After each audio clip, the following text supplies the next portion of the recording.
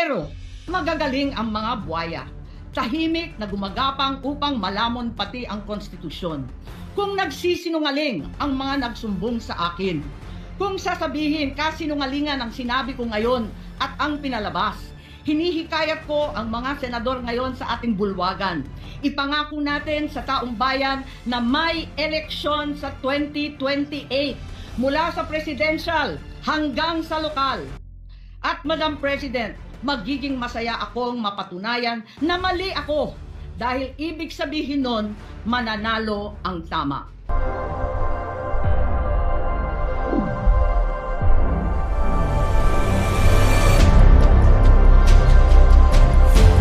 On a matter of personal and collective privilege to address a pressing issue of utmost national importance. For far too long, our Filipino people have been left uncertain, confused, deliberately kept in the dark regarding the true intentions behind the continuing and increasingly belligerent efforts to append the new Senate leadership and worse, to amend the Constitution. The Filipino people deserve clarity. The Filipino people deserve honesty, and above all, the Filipino people deserve at least the truth. Madam President, today I will not rely solely on my own words. I will present before this chamber a short video containing documentation, footage, and statements directly connected to the ongoing efforts toward term extension and charter change. With your permission, therefore, may we now direct the technical team to play the video presentation. Bakit nagpalit ng liderato sa Senado? May I be allowed to humbly move to declare all seats vacant, Mr. President? With 13 affirmative votes, 10 negative votes, and 1 abstention, the positions in all the positions in the Senate is hereby declared vacant. Bakit ito nilusot?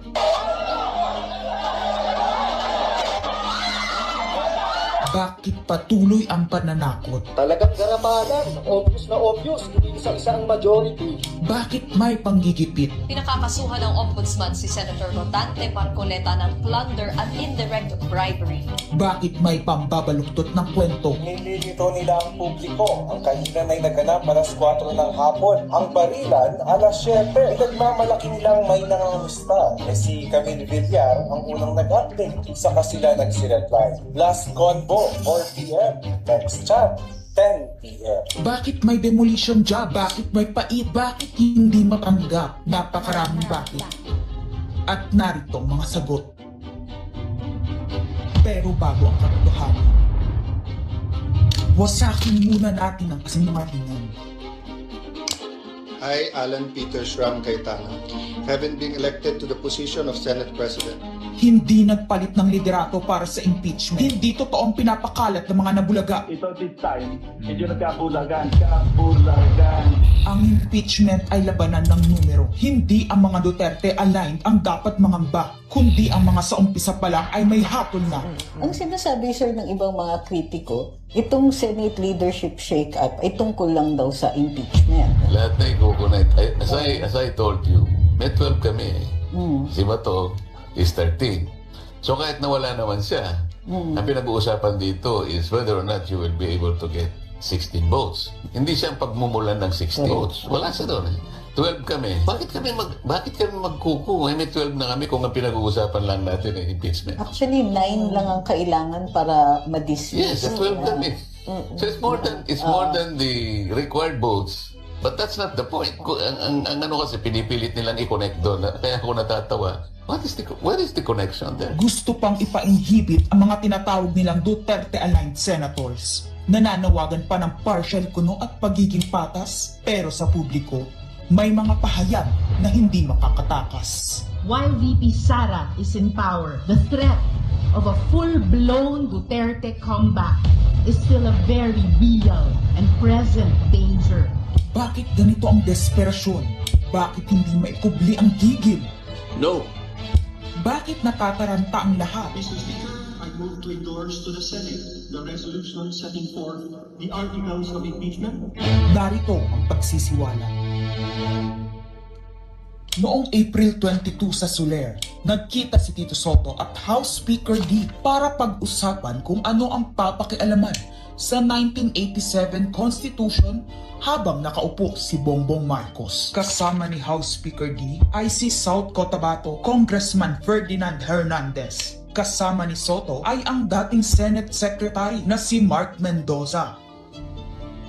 CONAS ang gusto nilang mode ng charter change. Muling isinusulong sa Kamara ang charter change o pag-amyenda sa konstitusyon sa pamamagitan ng Constitutional Convention. Is something big brewing inside the government to claims of a possible no-election scenario. Ang pag-aamyenda ng konstitusyon sa pamamagitan ng Constituent Assembly. At para makakuha ng suporta sa Senado at sa Kongreso, ito dapat ang mga nilalaman.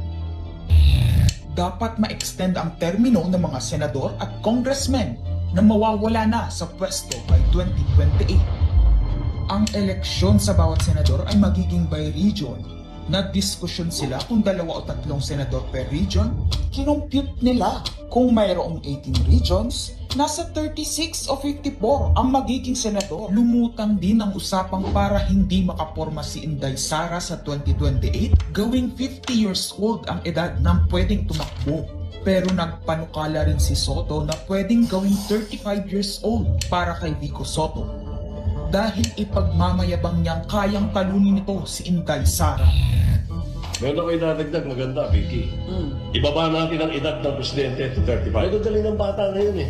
Magagaling eh. Ibigay na natin sa mga kabataan na patakbo nitong bansa. Baka puro matino pa mailagay natin. Baka sabihin nila, Senator Soto, this is to siguro allow your nephew, ba, si Vico, na tumakbo. Sabi ko na maging qualify. Ganun eh. Sabi ko na mag-iisip sila na gano'n, hindi ko naisip si Vico Ang impormasyong ito ay mula mismo sa kasama sa meeting. Kasama din nila ay isang congressman, isang gobernador, isang retired military officer, isang dating may mataas na katungkulan, at 5 mula sa private at business sector. Kaya ba binaliwala ang panawagan ng taong bayan? Kaya ba binaliwala ang paalala ng Iglesia ni Cristo? Hindi po nagbabago ang bilin ng Iglesia ni Cristo, Nelson, na ang Iglesia ni Cristo po ay tutol sa impeachment. Kaya ba nagtatapang-tapangan ang mga umaastang bida sa ginagawa nilang tunay na drama? Kaya ba nila sinasabing hindi sila natatakot sa eleksyon ay dahil alam nilang walang eleksyon na magaganap? Hindi po kami natatakot sa susunod na eleksyon. At ang boto sa impeachment ay refleksyon ng boto sa pagsira sa 1987 Constitution. Pabor ang karamihan sa mga pagbabago sa saligang batas, lalo na sa usaping ekonomiya. Ngunit kung papakialaman ng iilan ang konstitusyon para maghari-harian at para sa pansariling kapakinabangan, makapwesto ng matagal o mailuklok ang kamag-anak, humanda kayo sa gamit ng bayan. Ang pagpapalit ng liderato sa Senado ay hindi kakaiba. Ito ay nakabase sa prioridad at gusto ng mga senador. Bumabahana ng ebidensya laban kina Bongbong Marcos, Liza Marcos, Sandro Marcos at Marvin Romualdez. Kailangan ng may bayag sa Blue Ribbon Committee. Ipinangako na sa mga korap na mambabatas ang perang malilikom sa 2027, 2028 national budget. Dapat pigilan. 2028, alam natin that's the election budget, and it was assured to the congressmen this will also be the CONAS budget. Nagiging isa ng malaking sindikato ang pamahalaan. Sinusuportahan ito ng mga dating kalaban, mga tinulungang manalo noong nakaraang eleksyon, mga may galit sa nagdaang administrasyon. Lahat sila kasama ng pinakamalaking troll farms at ilang bahagi ng mainstream media ay pinagagana ng 2 bagay: pera galing sa korupsyon, galit sa mga Duterte. Mahalaga ang liderato ng Senado para sa mga korap at nakasandal sa mga buwaya ng kapangyarihan. Ngunit mas mahalaga ito sa mga naninindigan na ang Senado ay bantayog ng konstitusyon na hindi dapat tinatakot, sinusuhulan at iniipit upang maging tau-tauhan. Maaaring hati ngayon ang Senado. Maaaring kanya-kanyang bersyon ng kwento. Wala nang pakialam kung ano ang totoo. Isa itong indikasyon na gumagana ang demokrasya. Kailangan lang maalala ng bawat senador na kahit sila ay may kapangyarihan, hindi dapat nila malimutan magpakatao. Sa kabila ng lahat ng problema, pinakamababang halaga ng piso sa kasaysayan, mataas na bilihin at gasolina, kawalan ng trabaho, halos wala nang makain, nagpapakamatay na mga magsasaka. Ang iniuna ay politika, impeachment at kung ano-anong propaganda para mabalik ang kontrol sa Senado ng mga nangako na maisakatuparan ang pagpapahaba ng panahon sa kapangyarihan. Kung magde-deny yung mga nandoon sa meeting na yon at pabubulaanan yung aking sinabi, then sasabihin ko kung sino ang nagsiwalat sa amin. Kasi magugulantang ang buong bansa pag siniwalat ko kung sino yung nagsabi sa amin.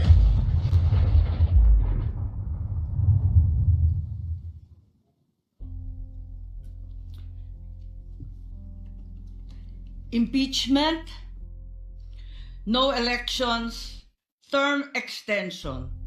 Ito ang inaatupag ng ilang mambabatas na nagiging mambubutas ng sikmura ng taong bayan. Inuuna ito kesa gutom, trabaho, kalusugan, kabuhayan. Gusto nilang pahabain ang paghihirap ng Pilipino, gusto ata nilang gumapang ang bayan sa dusa, gaya ng paggapang ng mga buwaya sa kaban ng bayan at konstitusyon.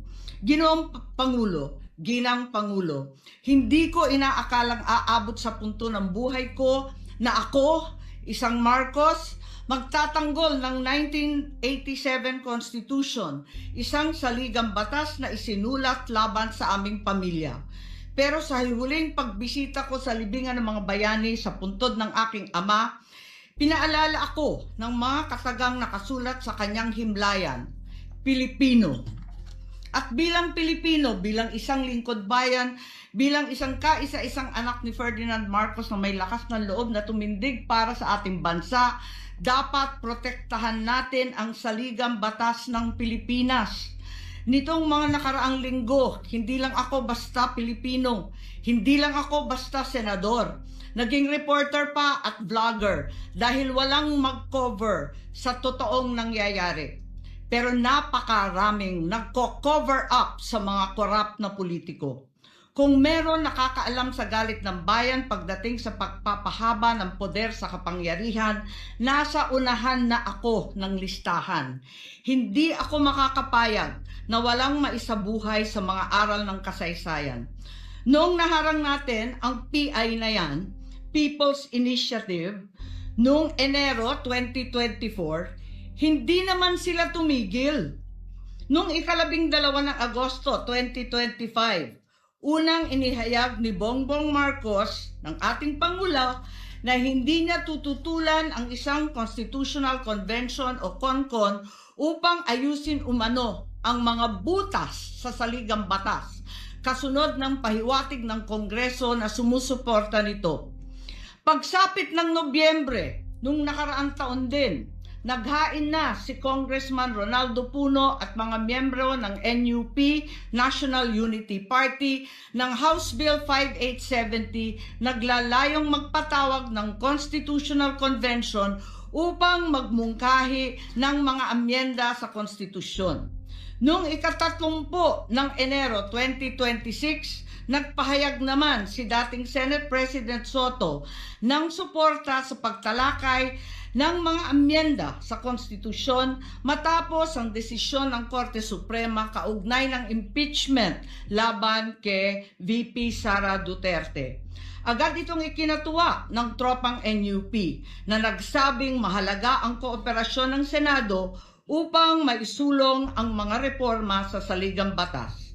Gayunpaman, noong ika-31 ng Enero 2026, sumagot ang Malacanang, hindi raw prioridad ang charter change o CHACHA dahil nakatutok umano ang Pangulo sa mga isyong pang-ekonomiya. Isang pahayag na inilabas matapos magpahayag ng suporta si SP Soto noon sa pag-amyenda ng konstitusyon.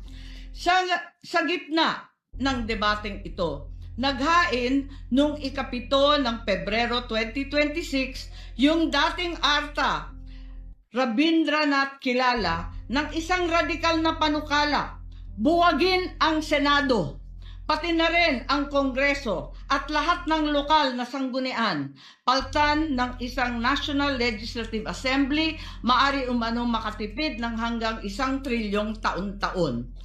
Nung nakaraang buwan, formal din hinikayat ni Congressman Puno at ng NUP ang liderato ng Kamara na simulan ng pakikipag-usap sa Senado hinggil sa charter change sa pamamagitan ng Constitutional Convention.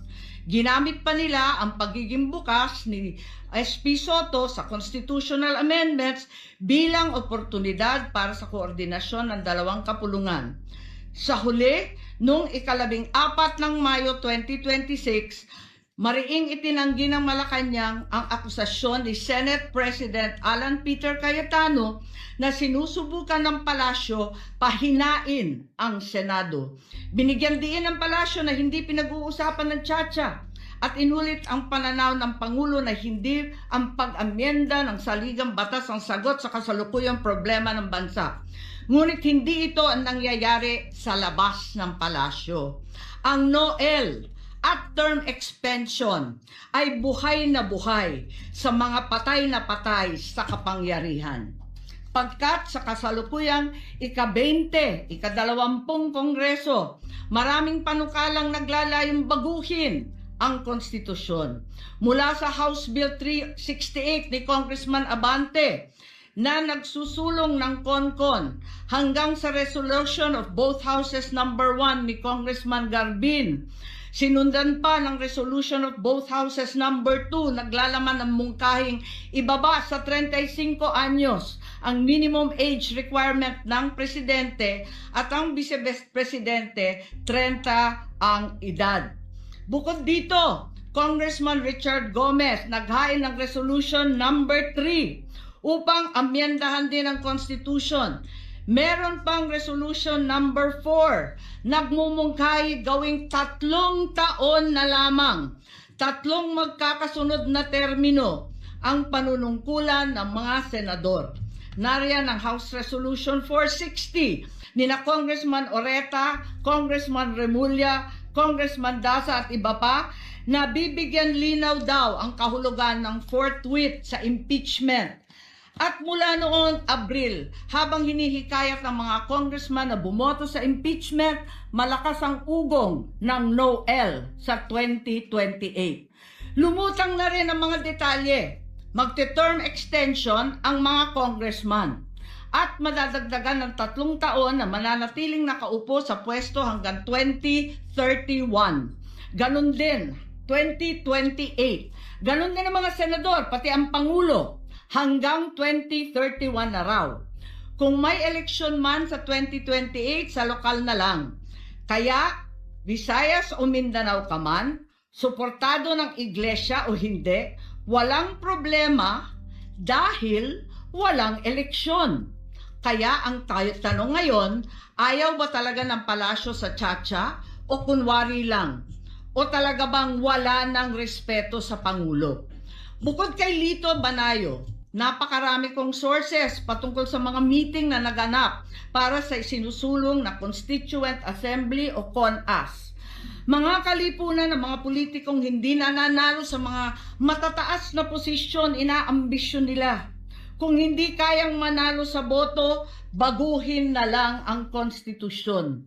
Noon pa man, hindi ako naging hadlang sa pagbabago. Kumpara lamang sa ekonomiya at ikagiginhawa ng buhay ng Pilipino. Pero magagaling ang mga buwaya. Tahimik na gumagapang upang malamon pati ang konstitusyon. Kung nagsisinungaling ang mga nagsumbong sa akin, kung sasabihin kasinungalingan ang sinabi ko ngayon at ang pinalabas, Hinihikayat ko ang mga senador ngayon sa ating bulwagan. Ipangako natin sa taong bayan na may eleksyon sa 2028 mula sa presidential hanggang sa lokal. At Madam President, magiging masaya akong mapatunayan na mali ako dahil ibig sabihin nun, mananalo ang tama. In the interest of time and that this chamber may proceed with its scheduled legislative business, I will not entertain any interpellations at this juncture and would rather allow the facts in the video as well as confronting this nation to resonate fully with this chamber and the Filipino people. I urge this body to look deeply into what we have witnessed today, act with vigilance, courage, and fidelity to the Constitution we swore to defend. Maraming salamat po.